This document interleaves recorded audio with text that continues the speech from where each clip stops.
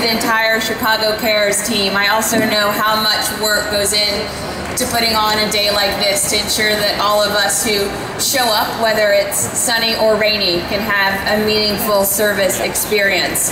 Thank you also to all of the sponsors without whom none of us would be here.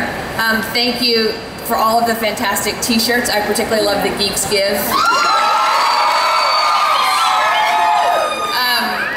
It's just so invigorating to see so many cheerful givers. I mean, I've heard more enthusiasm this morning than normally I get to hear in a day. I love being back in Chicago, my mom's hometown, and my grandmother's hometown. Some of my earliest memories are here in Chicago visiting my grandparents. And although Leslie said I was born into service, and I think that is true, I don't think my parents would recognize me if I didn't think it was so important to do days like this and to lead a life of service. Really, my grandmother was and remains my role model, even though she's no longer with us.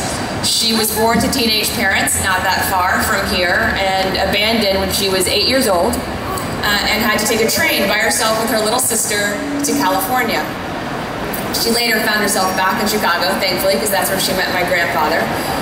But she had a childhood that I thankfully can't even imagine, but what made it so livable for her and what enabled her to imagine a different life for her children was that there were so many people like all of you who intervened in her life.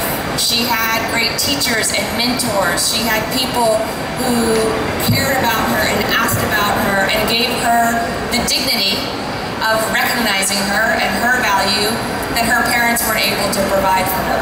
Because ultimately that's what I think days like this are about. I think they're about dignity. I think they're about saying to everyone, like, I see you, I recognize you, we're all in this together.